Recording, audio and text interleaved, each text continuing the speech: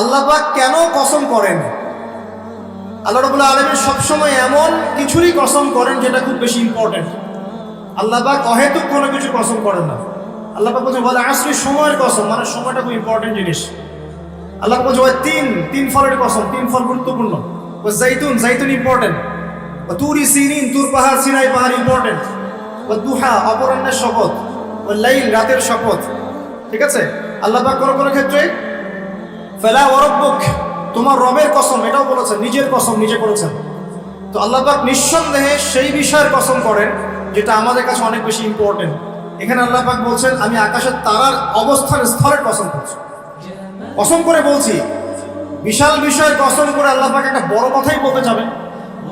একটা বড় বিষয়ে এর কসম করে নিশ্চয়ই একটা বড় কথা আসবে, এটা স্বাভাবিক, তাই না?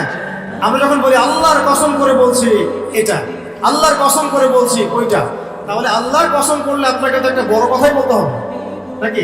সামান্য একটা বিষয় তো আপনি আল্লাহর কসম করবেন না, করবেন? একটা বিষয় মনে রাখবেন, মান হালাফা বিগাইরি ইসমিল্লাহি ফাকাদ কাফার, কেউ যদি আল্লাহ রাব্বুল আলামিন ছাড়া অন্য গায়রুল্লাহর নামে কসম করে সে ব্যক্তি কুফর করলো। কেউ যদি আল্লাহ ছাড়া অন্য কারো নামে কসম করে সে ব্যক্তি কুফরি করলো। যদি জীবনে কসম করতেই হয় আল্লাহ পাকের নামে করবেন, আর যদি আল্লাহর নামে কসম করেন তাহলে সত্য কথা বলতে হবে। আর আল্লাহর নামে কসম করে যদি আপনি মিথ্যা কথা বলেন তাহলে কাফারা দেওয়া লাগবে। ঠিক আছে? আল্লাহ পাক এখানে বড় কসম করে বলছেন যে ইন্নাহু লাকুরআনুল কারীম, নিঃসন্দেহে এই যে কোরআন এটা মহিমান্বিত। ফি কিতাবিম মাকনুন, এটা ওই যে সুরক্ষিত একটা কিতাব, সেখানে লিখিত আছে। কোন কিতাব এটা? লাওহে মাহফুজ। নাম শুনেছেন কি? আল কোরআন লাওহে মাহফুজে, সেখান থেকে প্রথম আসমানে এসেছে লাইলাতুল কদরে, একবারে নাজিল করা হয়েছে। এই প্রথম আসমান থেকে দীর্ঘ 23 বছর বিভিন্ন ঘটনা এবং কালের প্রেক্ষিতে কোরআনের বিভিন্ন অংশ নাজিল হয়েছে। প্রথম নাজিল হয়েছে লাওহে মাহফুজ থেকে প্রথম আসমানে, তারপর সেখান থেকে বিভিন্ন ঘটনার প্রেক্ষিতে নবী সাল্লাল্লাহু আলাইহি ওয়াসাল্লামের কাছে। আল্লাহ পাক সেটাই বলছেন এই কোরআন হচ্ছে মাকনুন, আর লা ইয়ামাসসুহু ইল্লাল মুতাহহারুন, এই কোরআন পবিত্র ব্যক্তি ছাড়া বা সত্তা ছাড়া কেউ স্পর্শ করতে পারে না। কারণ কাফেররা বলতো নাউযুবিল্লাহ, মুহাম্মদ সাল্লাল্লাহু আলাইহি ওয়াসাল্লামের কাছে যা নাজিল হচ্ছে শয়তান নাকি তার উপর ওহী করছে। নাউযুবিল্লাহ। আমার কথা কি বুঝতে পারছেন? আল্লাহ পাক এখানে যুক্তি খণ্ডন করছেন, জি না, শয়তানের পক্ষ থেকে এটা আসে নাই, বরং শয়তান অপবিত্র সত্তা, পবিত্র কালাম স্পর্শ করতে পারে না। এখান থেকে একটা মাসআলাও আসবে, যখন আপনি কোরআন স্পর্শ করবেন তখন অবশ্যই ওযু করে নেবেন। অনেকে এটা নিয়ে ইখতিলাফ করেন, ওযু না থাকলেও ধরা যায়, বা ছোট নাপাকির ক্ষেত্রে ধরা যায়, বড় নাপাকিতে ধরা যায় না। ওই ইখতিলাফে আমি যাচ্ছি না। আমি ব্যক্তিগতভাবে যা আমল করার চেষ্টা করি, আমার কাছে যেটা বেশি অথেন্টিক মনে হয় সেটা আমি আপনাকে বলছি। ওযু ছাড়া কোরআন স্পর্শ করবেন না। কোরআন তেলাওয়াত করতে হলে, স্টাডি করতে হলে অবশ্যই ওযু করে নিয়ে বসবেন ইনশাআল্লাহ। আল্লাহ পাক বলছেন লা ইয়ামাসসুহু ইল্লাল মুতাহহারুন, পবিত্র সত্তা ছাড়া কোরআন কেউ স্পর্শ করে। এটা কি? তানজিলুম মির রাব্বিল আলামিন, আল কোরআন তোমার রব মানে মহাবিশ্বের প্রতিপালক আল্লাহর পক্ষ থেকে নাযিল হয়েছে। কোরআন কারো মন গড়া কথা নয়, কোনো অলিক গল্প উপন্যাস নয়। কোরআনুল কারীম কোনো জিন শয়তানের পক্ষ থেকে আসে নাই, এটা কোনো নিজের হাতে রচিত কোনো কিতাব নয়। আগেকার তাওরাত, জাবুর, ইনজিল থেকে কপি করা হয়নি, বরং কোরআন রব্বুল আলামিনের পক্ষ থেকে কি হয়েছে? নাজিল হয়েছে। আল্লাহ পাক বলেন আফা বিহাদাল হাদিসি আনতুম মুদহিনুন, তোমরা কি এই যে হাদিস, কোরআনকে এখানে হাদিস বলা হচ্ছে, হাদিস মানে কিন্তু বাণী, কোরআনকে বলা হচ্ছে এই বাণী বা এই হাদিসকে কি তোমরা এড়িয়ে যাচ্ছ? আল্লাহ পাক বলেন ওয়া তাজআলুনা রিজকাকুম আন্নাকুম তুকাযযিবুন, এই কথাটা ভালো করে শুনুন। আল্লাহ পাক বলেন কোরআনকে অস্বীকার করাই কি তোমরা তোমাদের রিজিক বানিয়ে নিয়েছো? আজকের বিশ্বে যত মানুষ রিজিক পাচ্ছে বেশিরভাগ কোরআন অস্বীকার করে রিজিক পাচ্ছে। বুঝতে পারছেন না? মনে হয় কোরআন এবং তার সাথে বিরোধিতা করে মানুষ রিজিক কামাই করছে না? মানুষ সুদের মধ্যে দিয়ে রিজিক পাচ্ছে, কোরআনকে পাশ কাটিয়ে যাচ্ছে। মানুষ ঘুষের মধ্যে রিজিক নিচ্ছে, কোরআন পাশ কাটিয়ে যাচ্ছে। মানুষ দুর্নীতি করে রিজিক নিচ্ছে, কোরআন পাশ কাটিয়ে যাচ্ছে। কোনো ক্ষেত্রে ইসলামের বিরোধিতা করাটাকেই রিজিক বানিয়ে নিয়েছে মানুষ, তাই নাই? কত মানুষ বই লিখছে ইসলামের বিরুদ্ধে, টকশো করছে ইসলামের বিরুদ্ধে, বক্তব্য দিচ্ছে ইসলামের বিরুদ্ধে, সংগঠন চালাচ্ছে ইসলামের বিরুদ্ধে। মানে আল্লাহ পাক বলছেন তোমরা কি কোরআনের বিরোধিতা করাটাকেই রিজিক বানিয়েছো? কত চমৎকার কথা, তাই না? বাস্তবে তাই হচ্ছে না? বাস্তবে এটাই হচ্ছে। খুব কম সংখ্যক মানুষ বাদ দিয়ে বেশিরভাগ তার বিরোধিতা করেই রিজিক অর্জন করার চেষ্টা করছে। আল্লাহ পাক আমাদেরকে বোঝার তৌফিক দান করুন, আমিন। আল্লাহ পাক বলেন ফালাউলা ইযা বালাগাতিল হুলকুম, কতদিন করবে এভাবে, কতদিন চলবে এভাবে? ফালাউলা ইযা বালাগাতিল হুলকুম, ওই কথা স্মরণ করো যখন তোমাদের প্রাণ জানটা চলে আসবে হুলকুমে। হুলকুম কোনটা? যেখান থেকে আপনি হা আইন এগুলো উচ্চারণ করেন, তাই না? নাকি ওস্তাদরা আছেন এখানে? এটা হুলকুম। বাই দ্য ওয়ে, এখন অবশ্য একটা যুগ চলছে, এখন শায়েখ হতে কোরআন তেলাওয়াত করা শেখা লাগে না, এমনি এমনি মানুষ শায়েখ হয়ে যেতে পারে, এটা আলাদা বিষয়। তবে কোরআন বিশুদ্ধ করে তেলাওয়াত করা শিখতে হবে, শিখতে হবে না? হুলকুম থেকে যে অক্ষরগুলো আসে আমরা তো জানি। আল্লাহ পাক বলছেন তোমাদের প্রাণ যখন হুলকুমে চলে আসবে সেই সময় তোমরা বুঝতে পারবে। কি বুঝবে? ওয়ানতুম হিনাইযিন তানজুরুন, তোমরা তখন ফ্যালফ্যাল করে তাকিয়ে থাকবে। তাকিয়ে থাকে না মানুষ? কেউ যখন মারা যাচ্ছে আপনার সামনে, কারো কিছু করার আছে? আশপাশের মানুষ ফ্যালফ্যাল করে তাকিয়ে থাকে না? কিচ্ছু করার নাই। ওয়ানাহনু আকরাবু ইলাইহি মিনকুম ওয়ালাকিন লা তুবসিরুন, আল্লাহ পাক বলেন ওই সময় আমি তোমাদের চেয়ে ওই মাইয়াতের বেশি কাছে থাকি। ওই সময় তোমাদের চাইতে আমি আল্লাহ ওই ব্যক্তির বেশি কাছে থাকি। ফালাউলা ইন কুনতুম গায়রা মাদিনিন, তোমরা কি আমার কর্তৃত্বের অধীনে নাও? তারজিউনাহা ইন কুনতুম সাদিকিন, যদি এখন ক্ষমতা থাকে যে আল্লাহ যে কোরআন যে ইসলামকে অস্বীকার করলা, এখন ক্ষমতা থাকলে সেই প্রাণটাকে ফিরাই দাও দেখি। আল্লাহর কথা কি বুঝতে পারছেন? আল্লাহ পাক বলছেন তোমরা কি কোরআন এর বিরোধিতা করাটাকে রিজিক বানিয়েছো? করতে থাকো, কিন্তু যখন তোমাদের প্রাণ কণ্ঠাগত হবে তখন তোমরা ফ্যাল করে তাকিয়ে থাকবে, কিছুই করতে পারবে না। ওই সময় আমি আল্লাহ ওই ব্যক্তির কাছে থাকি তোমাদের চাইতে। আর তোমরা যদি আমার কর্তৃত্বের বাইরেই থাকো তাহলে ওর জানটাকে ফিরাই নিয়ে আসো দেখি। কথা বলে কি বুঝতে পারছেন? আমি আসলে কোরআন অনুবাদ করতেও পারছি না এবং ব্যাখ্যাও করতে পারছি না, আমার অপারগতা। আমি এখন এই বয়সে এসে ফিল করি যে আমি আসলে ইসলামের মনে হয় 5 থেকে 10% জ্ঞান অর্জন করতে পারি না। আমার কাছে এই ফিল, আমি যত বেশি জ্ঞান অর্জনের সাগরে ডুব দিয়েছি বা দিচ্ছি, আমার কাছে এটাই মনে হচ্ছে যে আমি এখন পর্যন্ত 10% জ্ঞান অর্জন করতে পারি নাই, এখনো ডুবি দিতে পারি নাই। মণিমুক্ত আহরণ করে কিভাবে আপনাদের সামনে উপস্থাপন করবো এটা আমার জানা না। তবে আমি আমার জায়গা থেকে চেষ্টা করছি। আর কোরআন এত উচ্চ মানের একটা কিতাব যেটার ব্যাখ্যা করার আমাদের পক্ষে আসলে পসিবল না। কোরআন ব্যাখ্যা করা বা এর আয়াতের যে মর্ম সেটা আপনাকে বুঝিয়ে দেয়া আসলে আমার পক্ষে পসিবল না। আমি মনে করি না এটা কারো পক্ষেই পসিবল। আমি মনে করি না এটা কারো পক্ষেই পসিবল। কোরআনের এক্স্যাক্ট মিনিংটা, এক্স্যাক্ট বালাগাত এবং বুঝটাকে আপনার কলিজায় ঢুকাই দিবে, এটা আমার মনে হয় না কারো পক্ষে পসিবল। একজন ব্যক্তি তার পক্ষে সম্ভব ছিল, তিনি ছিলেন আমাদের প্রিয় নবী মুহাম্মদ রাসূলুল্লাহ সাল্লাল্লাহু আলাইহি ওয়াসাল্লাম এবং তার সাহাবায়ে কেরাম রাদিয়াল্লাহু আনহুম যা শিখেছেন যদি তাদেরকেও পেতাম তাহলে হয়তো কিছু আমরা অ্যাচিভ করতে পারতাম। তারপরের জেনারেশনকে যদি পেতাম তাও কিছু অ্যাচিভ করতে পারতাম। এখন 1400 বছর পরে সেই কিতাব নিয়ে আমরা স্টাডি করছি। আর আমরা যারা এখন বেঁচে আছি আমাদের মধ্যে কি সেই নূর আর মারিফত আছে যা নবী এবং সাহাবীদের যুগে ছিল? তাহলে কিভাবে আমি আপনাকে কোরআনের পুরো অথেন্টিসিটি এবং এই ইন্টারপ্রিটেশন আপনাকে বোঝাবো কিভাবে? আসলে আমার পক্ষে সম্ভব না, চেষ্টা করছি, শুধু অনুবাদ করে শোনাতে পারছি, আমি ব্যাখ্যা আপনার সামনে করতে পারছি না। আল্লাহ পাক মাফ করুন। আল্লাহ পাক শেষে গিয়ে বলছেন যে কোরআন বিরোধিতা করাটাকেই কি তোমরা রিজিক বানিয়ে নিয়েছো? জেনে রেখো, যদি কোরআনের বিরোধিতা করতে থাকো একদিন তোমাদের মৃত্যু আসবেই। যেদিন আসবে সেদিন কণ্ঠনালীর কাছে চলে আসবে তোমাদের প্রাণ। ওই দিন আশপাশে বহু মানুষ থাকলেও কেউ তোমাদের কোনো উপকার করতে পারবে না, সবাই ফ্যাল করে তাকিয়ে থাকবে। তোমার নিয়ন্ত্রণ আমার হাতে থাকবে এবং যদি ক্ষমতা থাকে আর তোমরা যদি আমার কর্তৃত্বের বাইরেই থেকে থাকো তাহলে ওই আত্মাটাকে ফেরত দিয়ে দেখিও, সেদিন যদি তোমাদের ক্ষমতা থাকে। আমরা কি পারবো? অতএব আমাদের উচিত হবে কি? আল কোরআনের সামনে কি করা? আত্মসমর্পণ করা, নত হওয়া। এখন নত হওয়া মানে কি সেটা আমি 6টা সেন্টেন্সে বলছি আপনাকে। আল কোরআনের সামনে আত্মসমর্পণ করা বা নত হওয়ার মানেটা কি এটা আমি আপনাকে 6টা সেন্টেন্সে ব্যাখ্যা করছি। 1 নাম্বার, আমরা যারা বেঁচে আছি উম্মতে মুহাম্মাদি, আমাদের প্রত্যেকের উচিত হবে আল কোরআন আগে বিশুদ্ধ করে তেলাওয়াত করতে শেখা। এটা আমাদের প্রথম কাজ। শিখবো ইনশাআল্লাহ, আল্লাহ পাক তৌফিক ইনায়াত করুন। এটা হচ্ছে ইসলামের পড়াশোনার একদম বেসিক প্রাইমারি স্টেজ। কোরআন তেলাওয়াত করা শেখাটা হচ্ছে দিনের পড়াশোনার একদম বেসিক স্টেজ। এরপরে আসে কোরআনের অনুবাদ শেখার ব্যাপার, কোরআনের আরবি ব্যাকরণ শেখার ব্যাপার, নাহু সরফ শেখার ব্যাপার, বালাগাত শিখতে হয়, তারপরে হাদিস আছে, তারপরে আপনার এই যে আকীদা আছে, ফিকহের বইগুলো আছে, উসুলের বইগুলো আছে, তারপরে আস্তে আস্তে বড় বড় কিতাবগুলো আপনাকে পড়তে হয়। তো এই যে সিলেবাসটা আপনার সামনে আছে, এই সিলেবাসটা কভার করার প্রথম স্টেজটা কি? আগে আপনাকে আল কোরআন বিশুদ্ধ করে তেলাওয়াত শিখতে হবে। নবী সাল্লাল্লাহু আলাইহি ওয়াসাল্লাম বলেছেন, খায়রুকুম মান তাআল্লামা আল কোরআন ওয়া আল্লামা, তোমাদের মধ্যে সেই ব্যক্তি শ্রেষ্ঠ, উত্তম, যে ব্যক্তি নিজে আল কোরআন শেখে অন্যকে শেখায়। নবী সাল্লাল্লাহু আলাইহি ওয়াসাল্লাম একটা হাদিসে বলেছেন, আল্লাযী ইয়াকরাউল কোরআন ওয়া হুয়া মাহিরুন বিহি, যে ব্যক্তি কোরআন তেলাওয়াত করে এবং তার উপর দক্ষ হয়, মাহির হয়, মা'আস সাফরাতিল কিরামিন বাররা, সেই ব্যক্তি পরকালে সম্মানিত ফেরেশতাদের সাথে হাসর করবে ইনশাআল্লাহ।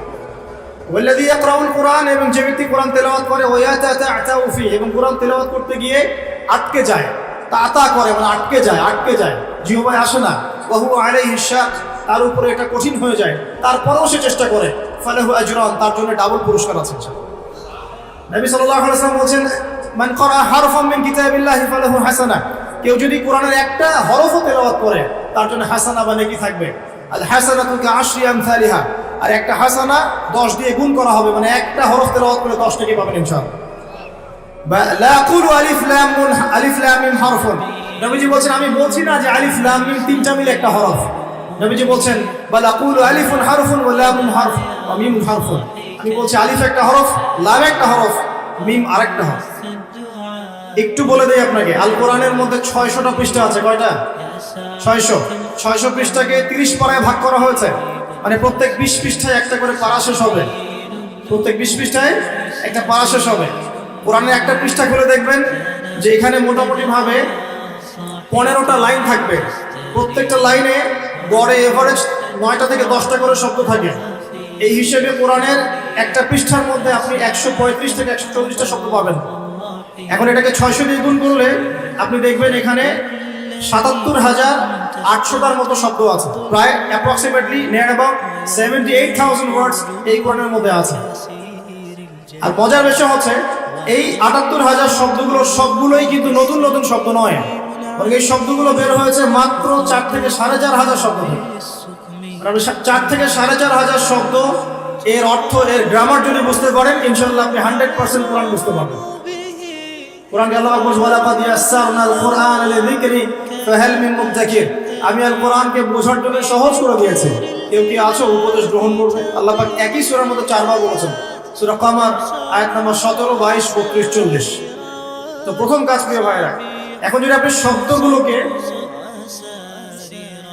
শব্দগুলোকে এখন অক্ষর দিয়ে গুণ করেন, 78,000 শব্দকে যদি আপনি এখন অক্ষর দিয়ে গুণ করেন, দেখবেন এখানে প্রায় 5 থেকে 6 লক্ষ অক্ষর আছে। কতগুলো? কথা বলেন আমার সাথে, 5 থেকে 6 লক্ষ। এখন আপনাকে বললাম যে একটা হরফ তিলাওয়াত করলে 10 নেকি হবে, তাহলে আপনি চিন্তা করেন যে 6 লক্ষ অক্ষর যদি তেলাওয়াত করেন, একবার খতম দিতে পারেন, তাহলে আপনার কতগুলো নেকি হতে পারে? চিন্তা করেছেন?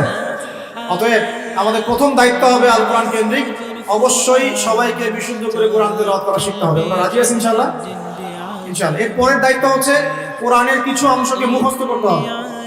কিছু অংশ বলতে, যদি পারেন পুরো কোরআনই মুখস্থ করবেন, যদি না পারেন কমপক্ষে 10 পারা, 10 পারা না পারলে কমপক্ষে 1 পারা তো পারবেন। 1 পারাও যদি না পারেন, ইম্পর্টেন্ট সূরা এবং আয়াতগুলোকে কমপক্ষে হিফজ করার চেষ্টা করবেন। যেমন সূরা বাকারার প্রথম 5 আয়াত, সূরা বাকারার 255 নম্বর আয়াত, আয়াতুল কুরসি, সূরা বাকারার শেষের 3টা আয়াত, সূরা আলী ইমরানের শেষের 10 আয়াত, সূরা মুলক, সূরা কাহফের প্রথম 10 শেষ 10, সূরা সফফাত প্রথম 10, সূরা জিন প্রথম 10, সূরা হাশর শেষের 3, সূরা কাফিরুন, সূরা নাস, ফালাক, ইখলাস, সূরা লাহাব, তারপরে সূরাতুল মুমিনুনের শেষের আয়াতগুলো ইত্যাদি। এই ধরনের কিছু ইম্পর্টেন্ট বাছাই করা আয়াতগুলো তো কমপক্ষে মুখস্থ করা যাবে না ইনশাআল্লাহ? আমরা সারা জীবনে কি কম পড়াশোনা করেছি? 30 বছর পড়াশোনা করেছি। 30 বছর পড়াশোনা করে যদি আমি 30টা আয়াত শিখতে না পারি, তাহলে নিঃসন্দেহে এই পড়াশোনার জীবনে আমি ব্যর্থ না সফল?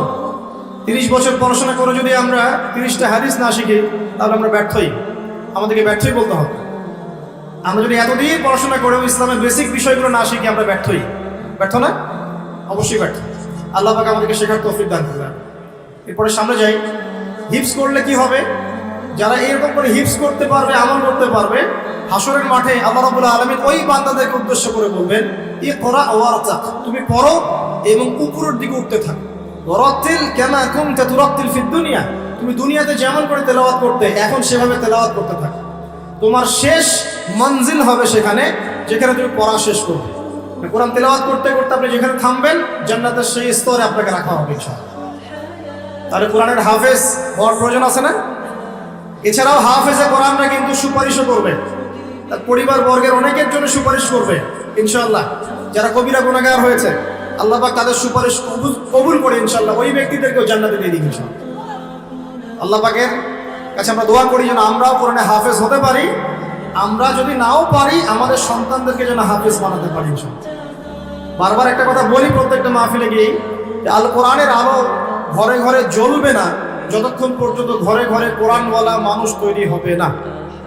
প্রত্যেকটা ঘরে আমাদের অন্তত একটা করে কোরআনওয়ালা মানুষ লাগবে, তো লাগবে না? একটা করে কোরআনওয়ালা মানুষ তো লাগবে কমসে কম। আল্লাহ পাক আমাদের সন্তানদেরকে কোরআনওয়ালা মানুষ হিসেবে মানুষ করার তৌফিক দান করুন, আমিন। আমি বলছি না আপনারা ডক্টর ইঞ্জিনিয়ার হবেন না, জেনারেল পড়াশোনা ছেড়ে দিবেন, এগুলো বলছি না।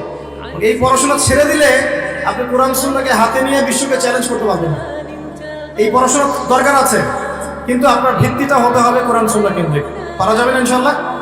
আল্লাহ তৌফিক দান করুন, আমিন। 3 নম্বর হচ্ছে কোরআনের আদেশগুলো আমাদের মেনে চলার চেষ্টা করতে হবে। 4 নম্বর কোরআনের যে নিষেধগুলো আছে এগুলো বর্জন করতে হবে।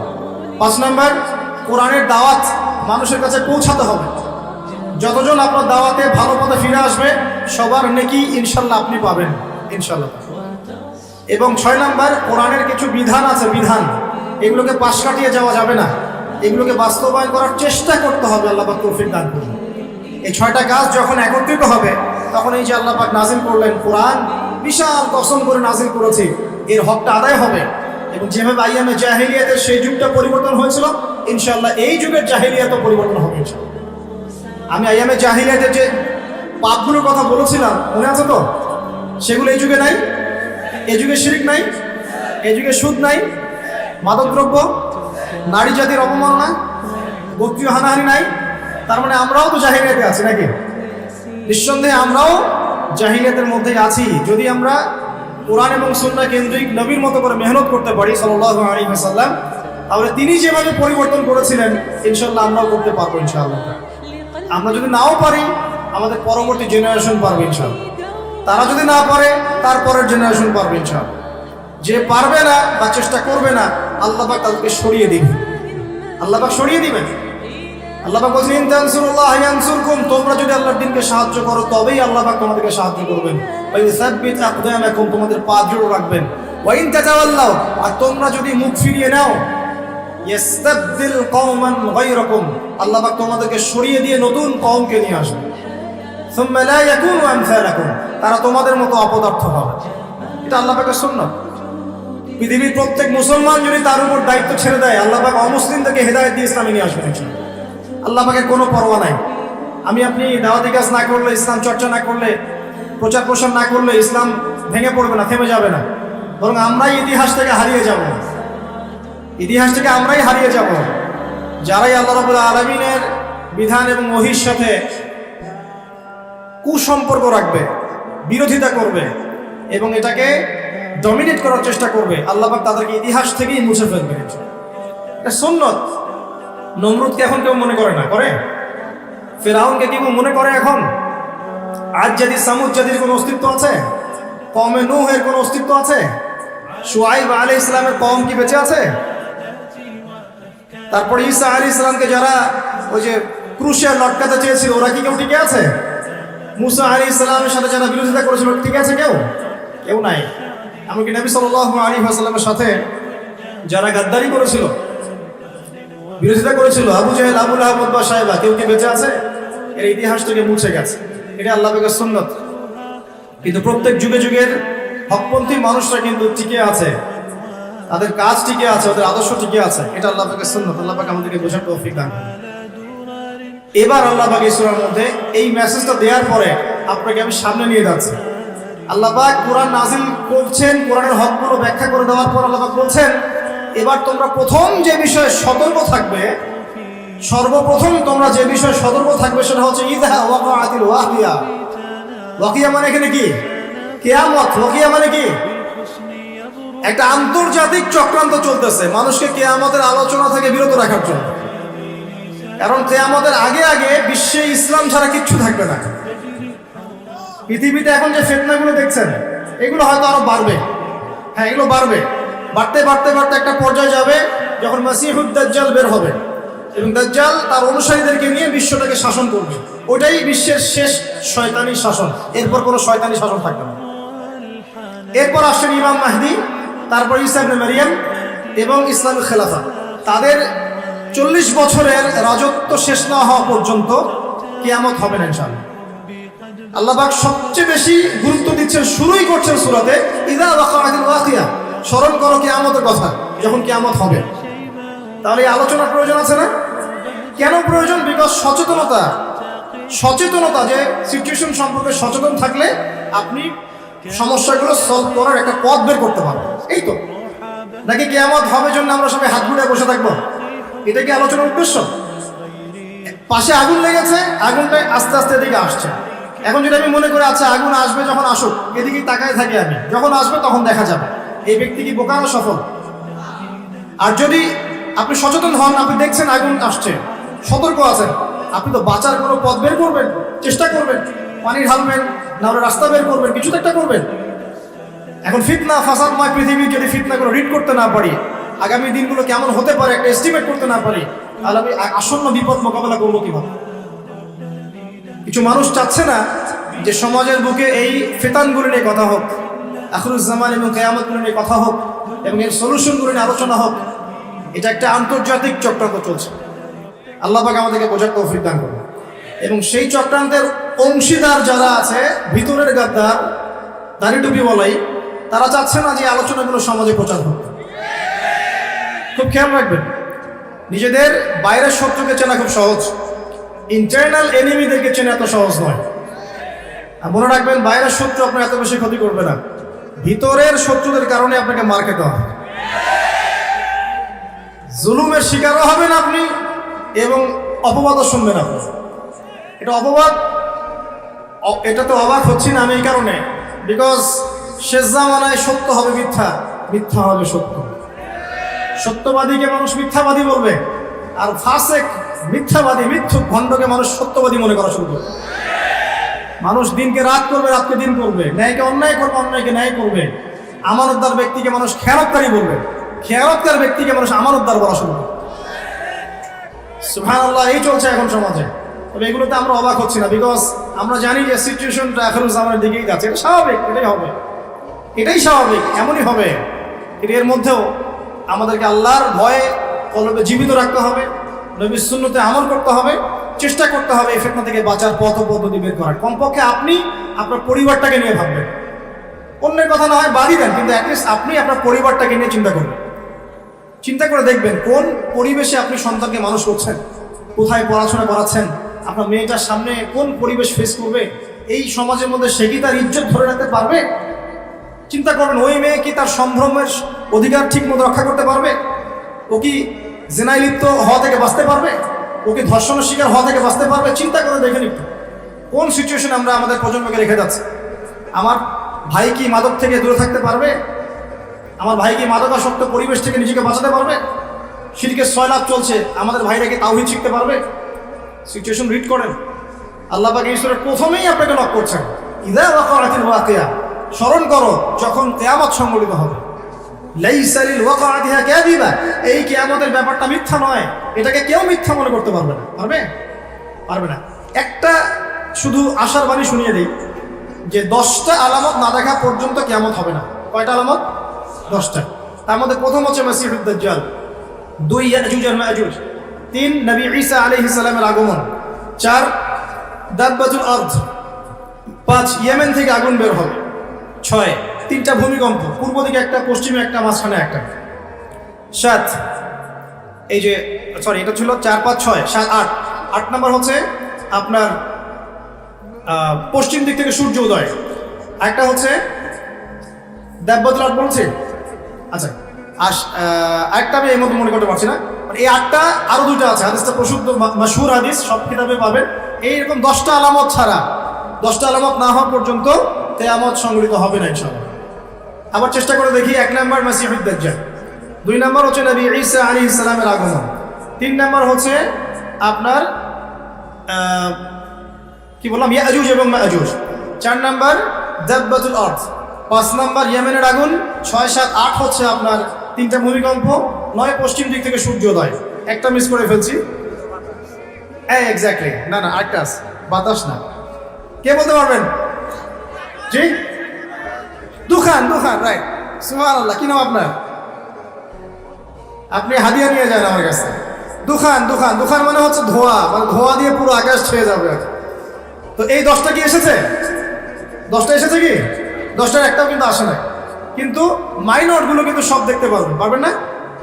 এই উঁচু বিল্ডিং এর প্রতিযোগিতা দেখা যায়। সমাজের সবচেয়ে দরিদ্র মানুষ যে উঁচু বিল্ডিং নির্মাণ করছে, এটা কি দেখা যাচ্ছে? সর্বস্তরের সুদ দেখা যাচ্ছে? জেনা বাড়ছে না কমছে? মাদকদ্রব্য বাড়ছে না কমছে? অশ্লীলতা বেহায়াপনা বাড়ছে না কমছে? এই যে নগ্ন মুভিজ, পর্নোগ্রাফি বাড়ছে না কমছে? মুসলিমদের ফাটল বিভক্তি বাড়ছে না কমছে? সময় সংকীর্ণ হচ্ছে কিনা? আল্লাহর আযাব গজবগুলো আসছে কিনা একটা? মুসলিমরা সারা বিশ্বে মার খাচ্ছে কিনা? কতগুলো নেবেন? নারীরা কি ছেলেদের পোশাক পরছে? ছেলেরা কি মেয়েদের পোশাক পরছে? বলতে গেলে এটা নিয়ে আলোচনা করতে হবে। পরে নিয়ে যেগুলো 10টা বাদ দিয়ে যতগুলো দেখা যায়, এগুলো প্রায় 95% আমরা সমাজে দেখতে পাচ্ছি না? আচ্ছা, আল্লাহ পাক আপনাকে শুরুতেই সতর্ক করছেন যে আপনাকে আগে কিয়ামত সম্পর্কে সতর্ক থাকতে হবে। লাইসা লিওয়াকাতিহা কাযিবা, এটাকে কেউ মিথ্যা প্রতিপন্ন করতে পারবে না। তারপর কি? খাফিদাতুর রাফিআ, এটা কিছু মানুষকে উঁচু করবে, কিছু মানুষকে নিচু করবে। মানে যারা দুনিয়াতে আল্লাহ পাকের হুকুম আহকাম মেনে চলবে, কিয়ামতের মাঠে মাথা উঁচু করে থাকবে ইনশাআল্লাহ। আর যারা দুনিয়াতে আল্লাহ পাকের বিধিবিধানে পরোয়া করবে না, তার অবনত চিত্তে থাকবে, মাথা নিচু হয়ে যাবে। আজকে দুনিয়ায় মাথা উঁচু করে লাভ নাই। যদি আল্লাহ এবং তার রাসূলের বিরুদ্ধাচরণ করেন, কাল কিয়ামতে মাথা হেড হয়ে যাবে ইনশাআল্লাহ। আর আজকে ঈমানের কারণে যদি আপনার মাথা নিচু হয়ে থাকে, ইনশাআল্লাহ কাল কিয়ামতে আপনার মাথা উঁচু হবে ইনশাআল্লাহ। ইদা রুজ্জাতিল আরদু রাজ্জান, আল্লাহ পাক বলেন যখন এই পৃথিবীর আরদ, জমিনটা প্রবলভাবে কম্পিত হতে থাকবে। যেমন একটা সূরা আছে না, ইদা জুলজিলাতিল আরদু জিলজালাহা ওয়া আখরাজাতিল আরদু আথকালাহা ওয়া ক্বালা লিল ইনসানু মা লাহা। তো এটা এই সূরার সাথে কানেক্টেড। আমি বললাম যে একটা আয়াতের সাথে কানেক্টেড, ঠিক আছে? ওয়া বুসাতিল জিবালু বাসসা, এই যে পাহাড়গুলো দেখছেন, এই হিমালয়, মাউন্ট এভারেস্ট, হাবিজাবি যত কিছু, সবগুলো ধুলা হয়ে যাবে। কি হয়ে যাবে? চিন্তা করতে পারেন কিয়ামতের প্রকম্পন কত ভয়াবহ হবে। এত বড় বড় পাহাড়গুলো, আর পাহাড় সম্পর্কে যারা একটু পড়াশোনা করেছেন, পাহাড়ের বেশিরভাগ অংশ কিন্তু মাটির নিচে আছে। এটা পেরেকের মতো গেঁথে দেওয়া আছে, উপরে শুধু অল্প একটু অংশ দেখা যায়, নিচেই বেশি অংশ আছে। এই পুরো পাহাড়টা ধুলিকণা হয়ে যাবে, ধুলিকণা। আল কারিয়া তুমাল কারিয়া ওয়া মা আদরাকা মাল কারিয়া ইয়াওমা ইয়াকুনু নাসু কাল ফারাশিল মাবথুস ওয়া তাকুনুল জিবাল কাল ইহনিল মানফুস। এই যে হচ্ছে আপনার পাহাড়ের কথা দেখেন, আসলে পাহাড় একদম ধুলো হয়ে যাবে। আল্লাহ পাক আরো বলছেন فكانت هباء منبثا وكنتم ازواجا ثلاثه। এবারে কিয়ামতের মাঠে মানুষ যখন উঠবে, তখন 3টা দল হয়ে যাবে। কয়টা দল? 3টা। একটা হচ্ছে আসহাবুল মাইমানাতি মা আসহাবুল মাইমানা, একটা হচ্ছে ডানপন্থী, কতই না সৌভাগ্যবান সেই ডানপন্থীরা। ওয়া আসহাবুল মাশআমাতি মা আসহাবুল মাশআমা, একটা বামপন্থী, কতই না হতভাগা সেই বামপন্থী। ওয়াসাবিকুন আস-সাবিকুন, আরেকটা হচ্ছে অগ্রগামী দল, যারা পৃথিবীতে ঈমানের এবং আমলের সব কাজে অগ্রগামী ছিল।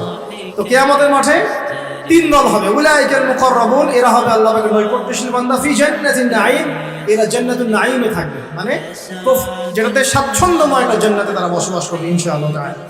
সুল্লাতুম মিনাল আউয়ালিন, পূর্ববর্তীদের মধ্য থেকে বেশি হবে। ওয়া কালিলুম মিনাল আখিরিন, এবং শেষ জামানার লোকদের মধ্যে কম হবে। তাই না? যত দিন যাচ্ছে তত মানুষ খারাপ হচ্ছে না? তো এই জন্য আগেকার মানুষদের মধ্যে থেকে বেশি জান্নাতে যাবে। তবে একটা সুসংবাদও আছে, একটু পরে আল্লাহ পাক আবার এটাও বলেছেন যে সুল্লাতুম মিনাল আউয়ালিন ওয়া সুল্লাতুম মিনাল আখিরিন, এটাও বলেছেন যে প্রথম দিকের মানুষ থেকেও বেশি, শেষ থেকেও বেশি। এখন যারা আমরা শেষের দিকে আছি, যারা ফিতনা ফাসাদময় পরিবেশে আছে, তাদের জন্য নবী সাল্লাল্লাহু আলাইহি ওয়াসাল্লাম বলেছেন যে তোমরা যদি এরকম ফিতনা ফাসাদময় পরিবেশেও ঈমান ধরে রাখতে পারো তাহলে 50 জন সাহাবীর সমান নেকি পাবে। এমনকি এমন হাদিস আছে, কেউ যদি আল্লাহর নবীর কোনো মৃত সুন্নতকে জীবিত করতে পারে সে 50 জন সাহাবীর নেকি পাবে। অন্য একটা হাদিসে আছে 50 জন শহীদ সাহাবীর সমান নেকি হবে। সাহাবী বলছিলেন মিন হুম আও মিন্না ইয়া রাসূলুল্লাহ, হে আল্লাহর রাসূল এই 50 জন কি আমাদের মধ্যে না ওদের মধ্যে? নবী সাল্লাল্লাহু আলাইহি ওয়াসাল্লাম বলেন বাল মিনকুম, তোমাদের মধ্য থেকে। সুবহানাল্লাহ। এখানে আপনি বুঝতে পারছেন কে আমাদের সতর্কতা, আলামতগুলো রিড করবেন, সতর্ক থাকবেন। এবং কে আমাদের মাঠে মানুষ 3টা দলে ভাগ হয়ে যাবে, বামপন্থীরা জাহান্নামী, ডানপন্থীরা জান্নাতি। এটা সাধারণ জান্নাতীরা, এবং সামনে যারা এরা হচ্ছে সাবিকুনাল আউয়ালিন, মানে প্রত্যেকটা কাজেই অগ্রগামী ইনশাআল্লাহ। এরা জান্নাতুন নাঈমের মধ্যে থাকবে। এখানে নবীগণ, শহীদগণ, সিদ্দিকগণ থাকবেন ইনশাআল্লাহ। আমরা দোয়া করি আল্লাহ পাক আমাদের সবাইকে সেখানে থাকার তৌফিক দান করুন। যদি সেখানে থাকতে নাও পারি আল্লাহ পাক অ্যাটলিস্ট ডানপন্থীওয়ালা বানিয়ে দিন, আমিন। আল্লাহ পাক যেন বামপন্থীদের অন্তর্ভুক্ত না করে, আমিন আমিন ইয়া রাব্বাল আলামিন। আল্লাহ পাক তার নবীর মাধ্যমে একটা হাদিস জানিয়েছেন, এটা বলে আমি সামনে যাই। নবীজি বলেছেন যে জান্নাতীদের মোট 120টা কাতার হবে। কয়টা? জান্নাতীদের মধ্যে মোট 120টা কাতার মানুষ হবে, যার মধ্যে 80টা কাতার হবে এই উম্মতে মুহাম্মাদের মধ্যে। এবার খুশি? আলহামদুলিল্লাহ। তাহলে 80টা কাতার ইনশাআল্লাহ আমাদের হবে। এবার একটা কষ্টের হাদিস শুনেন। নবীজি বলছেন যে ইন্না বানি ইসরাঈল তাফাররাকাত আলা 72 মিল্লাহ ওয়া তাফতারিকু উম্মতি আলা 73 মিল্লাহ। নিশ্চয়ই বনু ইসরাঈলরা 72 দলে ভাগ হয়ে গিয়েছিল, আর আমার এই উম্মাহ ভাগ হয়ে যাবে 73 দলে। কয় দলে?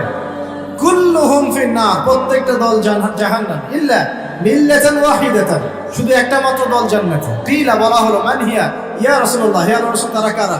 নবীজি বলছেন মা আনা আলাইহি ওয়া আসহাবি আল-ইয়াউমা, আজকের দিন আমি আর আমার সাহাবীরা যার উপর আছে। 1400 বছর আগের কথা। ওই সময় আল্লাহর রাসূল এবং তার সাহাবীরা যে আকীদা, আদর্শ, মানহাজ তার উপরে ছিলেন, এর উপর যারা থাকবে ইনশাআল্লাহ তারা জান্নাত। তো আমরা চেষ্টা করবো আমাদের প্রতিটা কাজ, আমল, আকীদা, মানহাজ যেন তাদের মতো হয়। আল্লাহ পাক তৌফিক দান। এখানে একটা ভয়ের ব্যাপার আছে। আবার আরেকটা সুসংবাদ শোনো। নবীজি একদিন বসে সাহাবীদেরকে বলছেন, শোনো এই উম্মতের মধ্যে 70,000 মানুষ আছে যারা বিনা হিসাবে জান্নাতে যাবে। বিনা হিসাবে, বিনা আযাবেও, মানে কোনো আযাবও নাই, কোনো হিসাবও নাই। সাহাবীরা এবার কথোপকথন করতে লাগলেন। নবীজি চলে গেছেন, এটা বলে চলে গেছেন। সাহাবীরা বলছেন যে তারা কারা হতে পারে, পরামর্শ করছেন। হয়তোবা তারা মুজাহিদরা, হয়তোবা শহীদরা, হয়তোবা অমুক, হয়তোবা তমুক। নবীজি আসলেন, এসে বললেন তোমরা কি নিয়ে কথা বলছো? সাহাবীরা বলছেন আমরা ডিসকাস করছিলাম যে ওই 70,000 কারা হতে পারে। নবীজি বলছেন সাল্লাল্লাহু আলাইহি ওয়াসাল্লাম, শুনে রাখো ওই 70,000 মানুষের বৈশিষ্ট্য মূলত 4টা। কয়টা? 1, তারা শুভ অশুভ এসব লক্ষণে বিশ্বাস করে না, মানে কোনো শিরকের সাথে ওদের কোনো সম্পর্ক নেই। কথা বুঝতে পারছেন? আর আপনি তো ওই যে পেপার খুললেই দেখবেন কন্যা রাশি নেই, সিংহ রাশি নেই, ওই যে জ্যোতিষী আপনাকে শুভ বলছে, এটা অশুভ। আবার আপনি বলছেন হ্যাপি বার্থডে। হ্যাপি মানে কি? শুভ। হ্যাপি বার্থডে মানে শুভ জন্মদিন। তো আপনার ওই দিনটাতে শুভ হয়ে যাবে, কে গ্যারান্টি দিয়েছে? গ্যারান্টি আছে? আবার ওই যে কিছু উদ্বোধন করবেন, ফিতা কাটলেন, পাখি উড়িয়ে দিলেন, শুভ। বাসা থেকে বের হচ্ছেন, বিড়াল সামনে দিয়ে চলে গেল, একটু বসে যাই, যে অশুভ। আপনি অশুভে বিশ্বাস করছেন। ওই 70,000-এর প্রথম বৈশিষ্ট্য হচ্ছে তারা কোনো শুভ অশুভ বিশ্বাস করে। মনের মধ্যে এমন যদি ধারণা আসে, একটা দোয়া করে নেবেন। বলে দেবো দোয়াটা, আল্লাহুম্মা লা তায়রা ইল্লা তায়রুক ওয়া লা খায়রা ইল্লা খায়রুক ওয়া লা ইলাহা গায়রুক। হে আল্লাহ, তোমার দেয়া মন্দ ছাড়া কোনো মন্দ নাই, তোমার দেয়া কল্যাণ ছাড়া কোনো কল্যাণ নাই, ওয়া লা ইলাহা গায়রুক, আপনি ছাড়া কোনো ইলাই নাই। ব্যাস, আওহিতা থাকবেন। 1 নাম্বার। 2, তারা আগুন দিয়ে, শেক দিয়ে দিয়ে গায়ে চিকিৎসা করে না। একটা শ্রেণী ছিল ওই সময় মাজুস, যারা অগ্নি পূজারী ছিল, আগুনের মধ্য দিয়ে তারা চিকিৎসা গ্রহণ করতো এবং তারা আগুন উপাসনা করতো। এখান থেকে নিষেধ করা হচ্ছে। 3 নাম্বার, তারা শরীরে কোনো উল্কি অঙ্কন করে না। উল্কি মানে কি? যে ট্যাটুস আপনারা অঙ্কন করছেন। অনেক ভাই জিম করে ট্যাটু বানায় আর কি। তো একটু আগে ভাইয়ের জিম থেকে ঘুরে আসছি, আলহামদুলিল্লাহ। অনেকদিন আগের স্মৃতি মনে পড়ে গেল আর কি। আল্লাহ পাক দোয়া করে আল্লাহ পাক আমাদের ভাইদেরকে শরীর, আত্মা, মন সবকিছু সুস্থ রাখুক, আমিন। আর এটা পরামর্শ দিব যে আপনারা কায়িক পরিশ্রম করবেন, এবং এগুলো আমাদের উচিত, ফিজিক্যাল এক্সারসাইজ করা উচিত। একটু ফিজিক্যাল গেমস খেলে কোনো সমস্যা নেই, কিন্তু হয়তো সময় নষ্ট করে খেলা দেখলে সমস্যা। যেখানে আপনার ফিজিক্যাল উপকারিতা আছে আপনি খেলতে পারেন। কাদের কথা বলছেন? ডানপন্থী এবং অগ্রগামী, তারা সুউচ্চ আসনে হেলান দিয়ে বসে থাকবে, মুত্তাকিন আলাইহা মুতাকাবিলিন, তারা একে অপরের সাথে মুখোমুখি বসবে। পরিবেশটা চিন্তা করেন, হেলান দিয়ে আয়েশ করে মুখোমুখি বসে থাকবে ইনশাআল্লাহ তাআলা জান্নাতীরা। আল্লাহ পাক আরো বলেন, ইয়াতুফু আলাইহিম উইলদান মুখাল্লাদুন, তাদের চারপাশে ছোট ছোট গিলমান যারা থাকবে তারা ঘোরাফেরা করবে। জান্নাতে এমন গিলমান থাকবে, গিলমান খাদেম, ছোট ছোট বাচ্চা যাদের চেহারা হবে মণিমুক্তার মতো, এরা চারপাশে ঘুরতে থাকবে। কি নিয়ে ঘুরবে? বিআকওয়াবি ওয়া বারিক, এই যে কাপ, গ্লাস, জগ, ওয়া কাসিম মিন মাইন, এবং পানপাত্র, সুরা, যেই মাদক আল্লাহ পাক আপনার জন্য হারাম করেছেন দুনিয়ায়, জান্নাতে ইনশাআল্লাহ স্পেশাল আপনি ড্রিঙ্কস পান করতে পারবেন, এবং সেটা খেলে কোনো মাদকতাও আসবে না ইনশাআল্লাহ তাআলা, কোনো শরীরে কোনো ক্ষতিও হবে না, বরং উপকার হবে ইনশাআল্লাহ। লা ইউসাদউনা আনহা ওয়া লা ইউনজাফুন, এটা আপনার মস্তিষ্ক বিকৃতিও করবে না ইনশাআল্লাহ, এবং ইনশাআল্লাহ আপনার শারীরিক কোনো ক্ষতিও করবে না। আরো থাকবে ফিহা ফাকিহাতুন ওয়া ফাকিহাতুন মিম্মা ইয়াতাখায়্যারুন, আপনি যে ফল চান, যেটা আপনার ইখতিয়ার, যে ফল আপনি পছন্দ করেন, সেই ফল আল্লাহ রাব্বুল আলামিন আপনাকে দিবেন। ওয়া লাহমি তায়রিন মিম্মা ইয়াশতাহুন, এবং পাখির গোশত আল্লাহ পাক আপনাকে খাওয়াবেন ইনশাআল্লাহ। এই পাখি সম্পর্কে এই তাফসীরের মধ্যে আসছে, আমি সব তাফসীর বলার সময় পাচ্ছি না। এই পাখিগুলোর কাঁধ হবে উটের কাঁধের মতো উঁচু, এবং এরা ডানা মেলে উড়ে বেড়াবে। যদি আপনি চান আপনি সেটা খেতে পারবেন ইনশাআল্লাহ। আর যে ফলের কথা আসছে, যে কোনো ফল তো থাকবেই, স্পেশালি আপনাকে খাওয়ানো হবে আনার, কুল অর্থাৎ বড়ই, কলার কথা আসছে আমার, ঠিক আছে, আঙ্গুর, এগুলো থাকবে। এখানে বড়ইয়ের কথা আসছে একটা হাদিসে, যে একটা বড়ইয়ের স্বাদ হবে 72 রকম, একটা বড়ইয়ের কালার, রং হবে 72টা রঙের, যে রংগুলো একটা থেকে আরেকটা ডিফারেন্ট, সেপারেট করা যাবে। সুবহানাল্লাহ, চিন্তা করেন। একটা হাদিসে আসছে জান্নাতের যে মাটিটা উর্বর, স্বর্ণের উর্বর, গাছ যেটা সেটার কাণ্ডগুলো স্বর্ণের, গাছের ছায়াটা এত লম্বা, 100 বছর যদি কেউ দৌড়ায় ছায়া শেষ করতে পারবে না। এবং এই মাটিতে যদি আপনি গাছ লাগাতে চান, দুনিয়া থেকে লাগাতে পারবেন ইনশাআল্লাহ। খালি বলতে হবে সুবহানাল্লাহ, আলহামদুলিল্লাহ, ওয়া লা ইলাহা ইল্লাল্লাহ, আল্লাহু আকবার, আর বলতে হবে সুবহানাল্লাহি ওয়া বিহামদিহি সুবহানাল্লাহিল আযীম। আপনার জান্নাতে গাছ অটোমেটিক লাগাতে থাকবে ইনশাআল্লাহ। আমরা কি ওইখানে মালিক হতে চাই? আল্লাহ পাক আমাদেরকে জান্নাতের মালিক হওয়ার তৌফিক দান করুন। এগুলো জান্নাতের নিয়ামত, আসলে বলে শেষ করতে পারবো না। আল্লাহ পাক বলেন জাযাম বিমা, আল্লাহ পাক বলেন ওয়া হুরুন ঈন। এইবার যুবকরা শুনেন, ওয়া হুরুন ঈন, এবং এগুলোর সাথে থাকবে ডাগর চোখের হুর। ডাগর চোখ মানে চোখগুলো হবে অত্যন্ত সাদা এবং বড় বড়, মণিগুলো হচ্ছে কালো কুচকুচা। আল্লাহ পাক তাদেরকে স্পেশালি সৃষ্টি করেছেন হুরুন ঈন, যাদের কারো যদি পরনের আঁচলটার কোনা পৃথিবীতে নামিয়ে দেওয়া হতো, সারা পৃথিবী আলো আর সুগন্ধি দিয়ে ভরে যেত। আপনার স্ত্রী হবেন তারা ইনশাআল্লাহ, এবং আপনার স্ত্রীরাও যদি ভালো কাজ করেন, সৎ কাজ করেন, তাহলে স্বামী স্ত্রী দুজনেই জান্নাতে থাকতে পারবেন ইনশাআল্লাহ।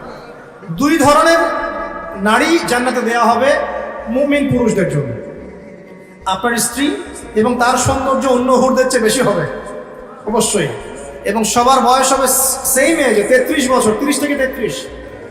এখন যদি স্ত্রী একটু কালো হয়, দেখতে একটু অসুন্দর হয়, কষ্ট নিয়েন না, জান্নাতে ঢোকানোর সাথে সাথেই সুন্দর হয়ে যাবে, ঠিক আছে? এবং এত সুন্দরী হবে যে আপনি অন্যদিকে তাকানোর কোনো ফুরসতই পাবেন না। এবং এছাড়াও এক্সট্রা হুর আল্লাহ পাক আপনাকে দিবেন। এমনি সাধারণ জান্নাতির জন্যও 2টা করে স্ত্রী থাকবে ইনশাআল্লাহ। আর আল্লাহর পথে শহীদ যারা হবে, কয়টা স্ত্রী বলতে পারবেন? 72টা। কয়টা? আমি বলবো এতগুলো দিয়ে কি করবেন? আরে ভাই, জীবনটা তো অনন্তকালে, 30 বছর 60 বছরের জীবনেই তো আমাদের লাগতেছে 4 জন, নাকি? আর এত অনন্তকালের জীবন, কোটি কোটি বছর, কোনো মৃত্যু নাই, এতদিন কি করবো? এই জন্য বেশি বেশি। এখানে মেয়েদের একটা প্রশ্ন থাকে, তাহলে আমাদের জন্য কি? অবশ্যই আপনাদের জন্য স্বামীদের সৌন্দর্য এত বেশি হবে যে আপনি সেই স্বামী ছাড়া অন্যদিকে যেতেও চাবেন। আরো প্রশ্ন আছে, যদি একজন স্ত্রীর একাধিক স্বামী থাকে তাহলে কি হবে? সর্বশেষ যে স্বামীর সাথে সে সংসার করেছে সেই স্বামী যদি সৎ হয় এবং এই স্ত্রী যদি সৎ হয়, এই স্বামীর সাথে সে থাকবে জান্নাতে। একজন সাহাবী হুযায়ফা রাদিয়াল্লাহু আনহু ইন্তেকালের সময় তার স্ত্রীকে বলছেন, আমার পরে আর বিয়ে করবো না, যদি আমার সাথে জান্নাতে থাকতে চাও তাহলে আমার পরে আর বিয়ে করো না। একজন সাহাবী মুআবিয়া রাদিয়াল্লাহু আনহু, তিনি আবু দারদা রাদিয়াল্লাহু আনহু স্ত্রীকে প্রস্তাব দিয়েছিলেন তার ইন্তেকালের পর। তো আবু দারদা রাদিয়াল্লাহু আনহু স্ত্রী অস্বীকার করছেন, রিফিউজ করলেন, না আমি বিয়ের প্রস্তাবে রাজি নই, না আমি আবু দারদার সাথে জান্নাতে থাকতে চাই। প্রিয় ভাইয়েরা, পরিবারগুলোকে জান্নাতি বানাতে হবে না? অতএব স্ত্রী, সন্তান, আহাল পরিবার, আত্মীয় স্বজন সবাইকে নিয়ে দিনটা চর্চা করবো ইনশাআল্লাহ। আমরা যেন সবাই জান্নাতে থাকতে পারি, আল্লাহ পাক সেই তৌফিক আমাদের সবাইকে দান করুন, আমিন। আল্লাহ পাক আরো বলছেন, জাযাআ বিমা কানু ইয়ামালুন, এই জাযা কেন? দুনিয়াতে তারা যে আমল করেছিল এই আমলের কারণে তাদেরকে জাযা দেওয়া হচ্ছে। লা ইয়াসমাউনা ফিহা লাগওয়ান ওয়ালা তা'সীম, জান্নাতে তারা কোনো রকম অসার আজে বাজে কথাও শুনবে না, কোনো গালিগালাজ কিচ্ছু শুনবে না। এই দুনিয়ায় আপনি আজে বাজে কথা, গীবত, তহমত, অপবাদ, সমালোচনা শুনছেন না? জান্নাতে এরকম কোনো কথাবার্তা কেউ বলবে না ইনশাআল্লাহ। ইল্লা কিলান সালামান সালামান, শুধু সবাই একটাই কথা বলবে, সালাম সালাম, শান্তি এবং শান্তি, যেখানে আল্লাহ পাক স্বয়ং আমাদেরকে সালাম দিবে ইনশাআল্লাহ। ওখানে একটা কথা বলতে ভুলে গেছে, হুরুন আইনরা কিন্তু গানও শোনাবে, এবং তারা এমন গান শোনাবে যে এই গান পৃথিবীর কোনো মানুষ কখনো শোনেনি। ঠিক আছে? তাদের একটা বর্ণনা আসছে, তাদের সৃষ্টিটা আল্লাহ পাক এত উন্নত করেছেন যে বাহির থেকে তাদের যে আপনি বডি, তার যে কালার, চামড়া থেকে শুরু করে মজ্জি, হাড্ডি, বাইরে থেকে সব দেখা যাবে, এত উঁচু স্তরের সৃষ্টি। প্রিয় ভাইরা, এখন যদি দুনিয়াতে জেনা থেকে বাঁচতে পারেন, ইনশাআল্লাহ হুর অপেক্ষা করছে। আর দুনিয়াতে যে ফ্রি মিক্সিং এ যাবেন আর দুনিয়ার এই নগ্ন হুর পরের পিছনে দৌড়ালে আর ওই হুর পাওয়া হবে না। কথা কি বুঝতে পারছেন? দুনিয়াতে ফ্রি মিক্সিং এ যায় না, জেনায় যায় না, হারাম রিলেশনশিপে যায় না, ব্যভিচার করেন না, পরকীয়া করেন না, ইনশাআল্লাহ আপনার জন্য আল্লাহ পাক স্পেশাল সৃষ্টি রেখে দিয়েছেন ইনশাআল্লাহ। আল্লাহ রাব্বুল আলামিন তো আমাদেরকে ক্ষমা করার জন্য এতটাই ব্যাকুল যে সামান্য একটা ইস্যুতে আল্লাহ পাক ক্ষমা করে দিতে পারে। আপনারা কিফিলের ঘটনা জানেন? সুবহানাল্লাহ, একজন ব্যক্তি ছিলেন বনু ইসরাঈলের, ইয়াং যুবক আমাদের মতো। সে প্রত্যেক রাতে একজন করে সুন্দরী নারী নিয়ে থাকতো, প্রত্যেক রাতে একজন। টাকা পয়সা ছিল প্রচুর, প্রতি রাতে একটা করে মেয়ে লাগে, কিফল। এখন একদিন এরকম চলতে চলতে চলতে মেয়ে নিয়ে রাত কাটায় এবং মদ খায়, রাত কাটায় মদ খায়, করতে করতে এক রাতে এক মেয়েকে নিয়ে আসছে 60 দিনার দিয়ে। কত দিনার? 60 দিনার। 60 দিনার দিয়ে কিন্তু প্রায় আমার মনে হয় এটা 30 লাখ টাকার মতো হতে পারে, আমার ধারণা আর কি, আরো বেশি হতে পারে। একটা মেয়ে নিয়ে আসছে, সেই মেয়ের সাথে যখন সে সেক্সুয়াল সম্পর্ক করতে যাবে, সেই মেয়ে কান্নাকাটি করছে। সে মেয়ে বলছে, আমি আসলে সতী সাথী নারী, আমি খারাপ মেয়ে না, আজকে অভাবের তাড়নায় বাধ্য হয়ে আমাকে যে আসতে হয়েছে, এই জন্য আমি কান্নাকাটি করছি। কিফিলের মনের মতো দয়া হলো, সে মেয়েটাকে ছেড়ে দিল, বললো যাও, তুমি চলে যাও, এবং তার যে 60টা দিনার সেটাও ফেরত না নিয়ে সেই মেয়েকে দিয়ে বললো, এই টাকা দিয়ে কিছু করে সংসার চালাও। ওই রাতে কিফিল মারা যায়। এই ব্যক্তির জানাজা কে পড়াবে, কে লাশ কবরে দিবে, কেউ আগ্রহী না। খারাপ মানুষের কাছে কেউ যেতে চায়? জানে আল্লাহ রাব্বুল আলামিন এটা জানেন যে মানুষ তাকে খারাপ বলবে। সকালবেলা যখন তার ঘরের সামনে যাওয়া হলো, দেখা গেল কি জানেন? তার দরজার মধ্যে আল্লাহ রাব্বুল আলামিন তার কুদরত দিয়ে লিখিয়ে দিয়েছেন, ইন্নাল্লাহা ক্বাদ গাফারা লিল কিফলি, আল্লাহ রাব্বুল আলামিন কিফলকে মাফ করে দিয়েছেন। আল্লাহ পাক ক্ষমা করতে সামান্য একটা ইস্যু যথেষ্ট। আল্লাহ পাকে ক্ষমা পাওয়ার জন্য একটা সামান্য ইস্যু যথেষ্ট। একজন মহিলা একটা বিড়ালকে একজন মহিলা একটা কুকুরকে পানি পান করিয়েছিল। এই ব্যভিচারী নারী একটা কুকুরকে পানি পান করানোর বদৌলতে জান্নাতে চলে গেছে। এক ব্যক্তি 99টা খুন করেছে, পরে যে যাকে জিজ্ঞাসা করেছে তওবা হবে কিনা, সে বলেছে তওবা হবে না। ওকে খুন করে 100 পূর্ণ করেছে, তারপর তওবা করেছে, করতে গিয়ে মারা গিয়েছে। আল্লাহ পাক ফেরেশতা থেকে বলেছেন, রাস্তা মেপে দেখো, তওবার রাস্তাটা বেশি লম্বা না তার পিছনের রাস্তা বেশি লম্বা। আল্লাহ পাক জমিনকে আদেশ করেছেন, তুমি লম্বা হয়ে যাও। জমিন লম্বা হয়ে গেছে, ফেরেশতারা মেপে দেখেছেন তওবার রাস্তা বেশি লম্বা। আল্লাহ পাক তাকে মাফ করে দিয়েছে। এক ব্যক্তি সন্তানকে বলেছিলেন না যে আমি মরে গেলে আমার লাশটাকে পুড়িয়ে দিবা, অর্ধেক ছাই বাতাসে, অর্ধেক ছাই কোথায়? সমুদ্রে। আল্লাহ পাক জমা করেছেন, জমা করে বলেছেন কেন করেছিল এটা? সে ব্যক্তি বলেছে মিন খাশিয়াতিকা ইয়া রাব্বি ওয়া আনতা তা'লাম মা ফি নাফসি। হ্যাঁ আল্লাহ, এটা আমি আপনার ভয়ে করেছি, আর আপনি খুব ভালো করে জানেন যে আমার নফসে, আমার মনের মধ্যে কি আছে। আল্লাহ পাক বলছেন যাও, তোমাকে মাফ করবেন। প্রিয় ভাইরা, একটু যদি দুনিয়ার এই জীবনটা কষ্ট করা যায়, ঈমান আমলের উপর টিকে থাকা যায়, এবং টিকে থাকতে গেলে আপনি বাধা পাবেন, পরিবার থেকে বাধা পাবেন, বন্ধু মহল থেকে বাধা পাবেন, সমাজ থেকে বাধা আসবে, বড় লেভেল থেকে আসতে পারে, আপনজনরা ছেড়ে যাবে, আপনি সবার কাছে খারাপও হয়ে যেতে পারেন। ঈমান আমলের উপর টিকে থাকার কারণে যদি একটু কষ্ট করে সবর করতে পারেন, ইনশাআল্লাহ তাআলা আমাদের জন্য অপেক্ষা করতে জান্নাত। আর এই দুনিয়ার জীবনটাকে যদি মুখ্য মনে করেন, আল্লাহ পাকের হুকুম আহকাম সব ছেড়ে দেন, জাহান্নাম ছাড়া আমাদের কোনো গত্যান্তর থাকবে না। আল্লাহ পাক আমাদের সবাইকে এই বিষয়গুলো বোঝার তৌফিক দান করুন। সামনে যাই, সূরা অনেক বড়, শর্ট করে শেষ করছি। আল্লাহ পাক এরপর বলছেন যে ওয়াসহাবুল ইয়ামিন মা আসহাবুল ইয়ামিন, আর ডানপন্থী ওয়ালারা, কতই না সৌভাগ্যবান সেই ডানপন্থী ওয়ালারা। ফি সিদরিন মাখদুদ, তারা থাকবে এই যে কুল গাছ, একটু আগে বললাম বড়ই গাছ, কাঁটাহীন বড়ই গাছ তাদের জন্য দেওয়া হবে। ওয়াতালহিন মামদুদ, এবং কাঁধি কাঁধি কলা সাজিয়ে দেওয়া হবে। কলার কথা বললাম না, কলা খেতে দেওয়া হবে, কলা খায়েন বেশি করে। ওয়াজুল্লিন মামদুদ, জিল মানে ছায়া, মামদুদ লম্বা, মানে এত লম্বা ছায়া হবে যেই ছায়া 100 বছর অতিক্রম করে পার করতে পারবে না। ও মাইন মাসকুব, এবং এখানে পানি থাকবে, বিশুদ্ধ পানি, শুভ্র সাদা। এখানে একজন কেউ কেউ বলেছেন যে এটা দ্বারা হাউজে কাউসার উদ্দেশ্য হতে পারে, যে হাউজে কাউসারের পানি খেলে আপনি কোনোদিনও পিপাসার্ত হবেন না ইনশাআল্লাহ। মধুর চেয়ে বেশি মিষ্টি এবং দুধের চেয়ে বেশি সাদা।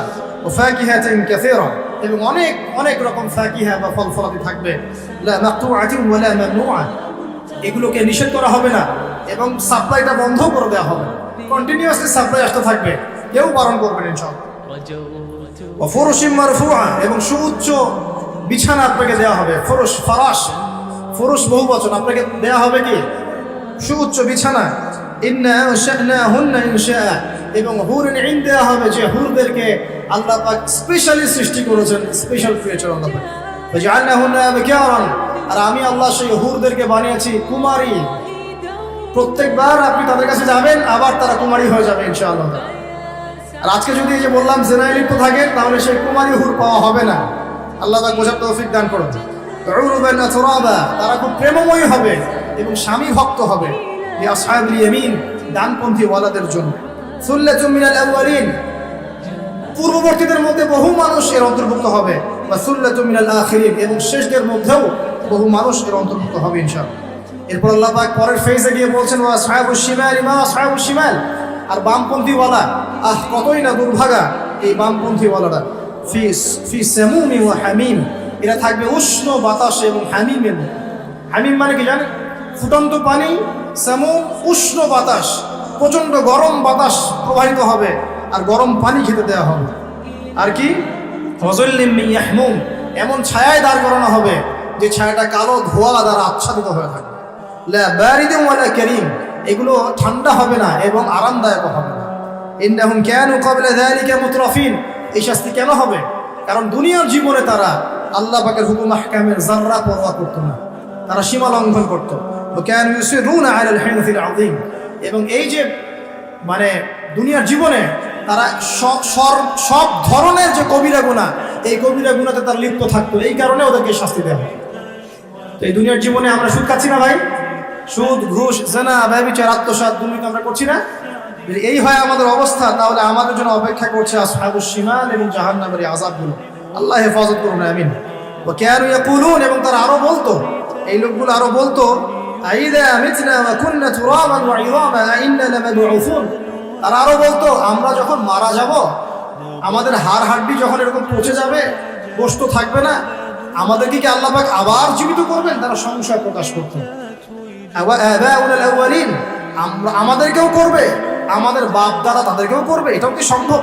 তারা অস্বীকার করতো, আজকের নাস্তিক প্রজন্মের মতো। কুল ইন্নাল আউয়ালিনা ওয়াল আখিরিন, আল্লাহ বলে দিন হে নবী, হে নবী আপনি বলে দিন, অবশ্যই তোমাদেরকে তো করা হবে এবং তোমাদের পূর্ববর্তীদেরকেও করা হবে, শেষদেরকেও করা হবে, সামনের মানুষকে করা হবে। লামাজমুউনা ইলা মিকাতি ইয়াউমিন মা'লুম, নিঃসন্দেহে তোমাদের সবাইকে সেই সুনির্ধারিত দিনে একত্রিত করা হবে। সুম্মা ইন্নাকুম আইয়ুহাদ দাল্লুনাল মুকাজ্জিবুন, এরপর হে তোমরা পথভ্রষ্টরা এবং মিথ্যা প্রতিপন্নকারীরা, শুনে রাখো লাআকিলুনা মিন শাজারিন মিন যাক্কুম, তোমাদেরকে খাওয়ানো হবে যাক্কুম গাছের সেই তিক্ত বিষাক্ত ফল। ফামালিউনা মিনহাল বুতুন, এগুলো তোমাদের পেটের মধ্যে কোনো তৃপ্তি নিয়ে আসবে না, পেট ভরবে না এগুলোতে। ফাশারিবুনা আলাইহি মিনাল হামিম, এবং তোমাদেরকে হামিমের শরাব পান করানো হবে, ফুটন্ত উত্তপ্ত পানি পান করানো হবে। ফাশারিবুনা শুরবাল হিম, এই উত্তপ্ত পানিটাও তোমরা তখন উটের মতো করে পান করবে। উট যেমন করে গটগট করে পানি পান করে, সে উত্তপ্ত পানিও তোমরা গটগট করে পান করা শুরু করবে। হাদা নুজুলুহুম ইয়াউমাদ্দিন, এগুলো হবে জাহান্নামীদের সেই দিনের মেহমানদারি। নাহনু খালাকনাকুম ফালাউলা তুসাদ্দিকুন, আল্লাহ পাক বলেন আমি তোমাদেরকে সৃষ্টি করেছিলাম, তোমরা কি তারপরেও আমার প্রতি বিশ্বাস করবে না? এরপর আল্লাহ পাক কিছু নিয়ামতের কথা বলছেন যে আফরাআইতুম মা তুমনুন, তোমরা যে বীর্যপাত ঘটাও সেই বীর্যের দিকে কখনো লক্ষ্য করেছো কি? আনতুম তাখলুকুনাহু আম নাহনুল খালিকুন, তোমরা কি সেই বীর্য সৃষ্টি করেছো না আমি আল্লাহ সেটা সৃষ্টি করেছি? নাহনু কদ্দারনা বাইনাকুমুল মাউত, আমি আল্লাহ তোমাদের মধ্যে মৃত্যু সৃষ্টি করেছি, মৃত্যুর সময় নির্ধারণ করেছি। ওয়ামা নাহনু বিমাসবুকিন, এবং আমাদেরকে বাধ্য করে, আমি আল্লাহ আমাকে বাধ্য করে এমন কোনো সত্তা নাই। আলা আন নুবাদদিল আমসালাকুম ওয়া নুশিআকুম ফিমা লা তা'লামুন, আল্লাহ পাক বলেন আল্লাহ পাক চাইলেই তোমাদেরকে সরিয়ে নতুন সৃষ্টি নিয়ে আসতে পারেন যে সম্পর্কে তোমাদের কোনো ধারণাই নেই। ওয়া লাকাদ আলিমতুম নাশআতাল উলা ফালাউলা তাযাক্কারুন, আর তোমরা তো খুব ভালো করে জানো প্রথমবার তোমাদেরকে কেমন করে সৃষ্টি করেছিলাম। আফরাআইতুম মা তাহরুসুন, তোমরা কি যে চাষবাসগুলো করো এই ফসলের দিকে তাকিয়ে দেখো না? আনতুম তাজরাউনাহু আম নাহনু সারিউন, তোমরা কি এই ফসলগুলো ফলাও না আমি এখান মাটি থেকে এটাকে উৎপন্ন করি? লাউ নাশাউ লাজআলনাহু হুতামা, আমি যদি চাইতাম তাহলে ফসলগুলোকে আমি খড়কুটায় পরিণত করতাম। ফাযালতুম তাফাক্কাহুন, তোমরা তখন কি হতে?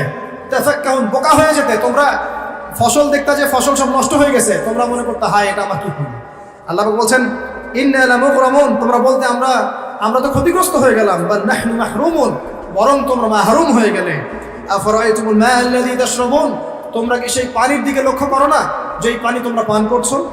আনতুম আনজালতুমুহু মিনাল মুজনি আম নাহনুল মুনজিলুন, তোমরা কি পানি মেঘ থেকে নাজিল করো না আমি আল্লাহ মেঘ থেকে নাজিল করি? লাউ নাশাউ জাআলনাহু উজাজান ফালাউলা তাশকুরুন, আমি আল্লাহ যদি চাইতাম তাহলে তোমাদের সমস্ত পানিকে লবণাক্ত বানিয়ে দিতাম, নোনা বানিয়ে দিতাম, তোমরা কি তবুও শুকরিয়া আদায় করবে না? আফরাআইতুমুন নারুল্লাতী তুরুন, তোমরা কি আগুনের দিকে দেখেছো কখনো? আগুনের দিকে তাকিয়ে কখনো কি শুকরিয়া আদায় করেছো? আনতুম আনশাতুম শাজারাতাহা আম নাহনুল মুনশিউন, এই গাছের কাঠগুলো কি তোমরা উৎপন্ন করো না আমি আল্লাহ উৎপন্ন করি? নাহনু জাআলনাহা তাযকিরাতাও ওয়া মাতাআন লিল মুকওয়িন, এই আগুনটাকে আমি বানিয়েছি তোমাদের জন্য উপদেশ। উপদেশ কেন? কারণ এই আগুনটা হচ্ছে জাহান্নামের 70 ভাগের 1 ভাগ।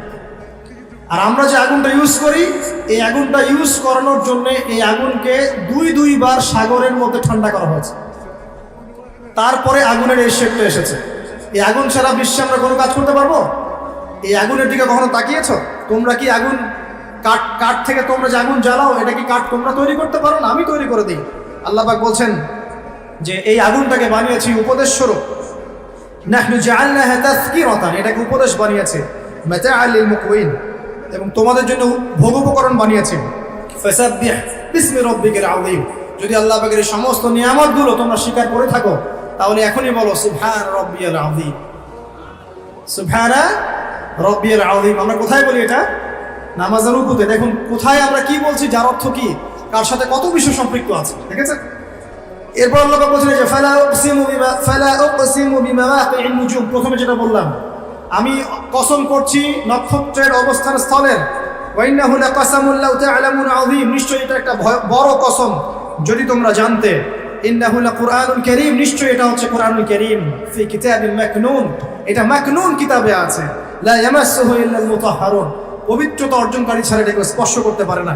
তানজিলুম মির রাব্বিল আলামিন, এটা রব্বুল আলামিনের পক্ষ থেকে নাযিল করা হয়েছে। আফা বিহাদাল হাদীসি আনতুম মুদহিনুন, তোমরা কি এই হাদিসটাকে অস্বীকার করছো, এড়িয়ে যাচ্ছ? ওয়া তাজআলুন রিজকাকুম আন্নাকুম তুকাযযিবুন, অস্বীকার করাটাকে রিজিক বানিয়ে নিয়েছো। ফালাউলা ইযা বালাগাতিল হুলকুম, কখনো নয় যখন তোমাদের কণ্ঠের মধ্যে প্রাণ চলে আসবে, ওয়া আনতুম হিনা ইলাইহি তানজুরুন, সে সময় তোমরা ফেলফেল করে তাকিয়ে থাকবে।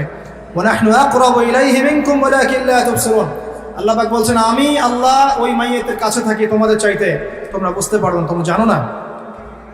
তারজিউনাহা ইন কুনতুম সাদিকিন, তোমরা যদি সত্যবাদী হও ওর প্রাণটা ফিরিয়ে নিয়ে আসো। সবশেষ কথা হচ্ছে এই, সবশেষ কথা আল্লাহ পাক বলছেন ফাআম্মা ইন কানা মিনাল মুকাররাবিন, এই মৃত্যুবরণকারী মানুষ যদি ওই অগ্রগামীদের অন্তর্ভুক্ত হয়, অর্থাৎ দুনিয়াতে সে যদি প্রতিটা কাজ আল্লাহ পাকের হুকুম আহকাম তার রাসূলের সুন্নাহ অগ্রগামীদের মতো করে করে, তাহলে তার জন্য থাকবে ফারাউহুন ওয়া রাইহান ওয়া জান্নাতুন নাঈম, তার জন্য থাকবে বিশ্রাম নেওয়ার জায়গা, যে কবরে বিশ্রাম, ভোগ, ওয়া রাইহান যত ভোগ উপকরণ আছে সব আল্লাহ দিবেন, ওয়া জান্নাতুন নাঈম এবং স্বাচ্ছন্দ্যে ভরা একটা জান্নাত, চিরস্থায়ী জীবন আল্লাহ পাক দিবেন। এটা এক নম্বর শ্রেণী। দুই, ওয়া আম্মা ইন কানা মিন আসহাবিল ইয়ামিন, আচ্ছা অগ্রগামী না হয়েও যদি সে ডানপন্থী বলা হতে পারে, তাহলে ফাসালামুন লাকা মিন আসহাবিল ইয়ামিন, তাহলে ডানপন্থী ওয়ালাদের জন্যও সালাম আল্লাহর পক্ষ থেকে কি থাকবে, সালামুন আলাইকুম তিবতুম খালিদিনা ফিহা আবাদা, তোমরা এখানে চিরস্থায়ী হবে। আর তিন নম্বর, ওয়া আম্মা ইন কানা মিনাল মুকাদ্দিবিন, আর যদি অগ্রগামী হতে না পারো, ডানপন্থী ওয়ালাও হতে না পারো, যদি তোমরা মিথ্যা প্রতিপন্নকারীদের অন্তর্ভুক্ত হও, আর দাল্লিন যারা পথভ্রষ্ট, ফানুজুলুম মিন হামিম, তাহলে তোমাদের জন্য থাকবে হামিম ফুটন্ত পানি, ওয়া তাসলিয়াতু জাহিম, এবং জাহান্নামের মর্মান্তিক আযাব প্রবেশ। ইন্না হাযা লাহু হাক্কুল ইয়াকিন, আর এটা কোনো খেলতামাশা নয়, মিথ্যা কথা নয়, হাক্কুল ইয়াকিন, এটা হচ্ছে ধ্রুব সত্য কথা।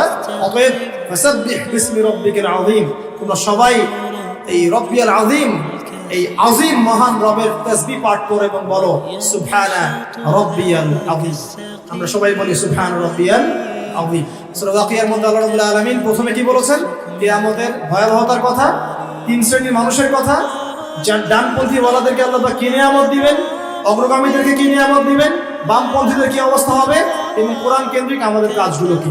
আল্লাহ রাব্বুল আলামিন এভাবে আমাদের প্রত্যেককে প্রত্যেকটা সূরা খুঁটে খুঁটে পড়ার তৌফিক দান করুন, ব্যাখ্যা সহ পড়ার তৌফিক দান করুন, বিশ্লেষণ করার তৌফিক দান করুন। আমাদের সবাইকে আল্লাহ পাক কোরআনওয়ালা বানিয়ে দিন, হাদিসওয়ালা বানিয়ে দিন, নবীর সুন্নাহওয়ালা বানিয়ে দিন, এবং এই দুনিয়ার জীবনে কোরআন এবং সুন্নাহকে কেন্দ্র করে আমাদের সবাইকে এগিয়ে যাওয়ার তৌফিক আল্লাহ পাক দান করুন।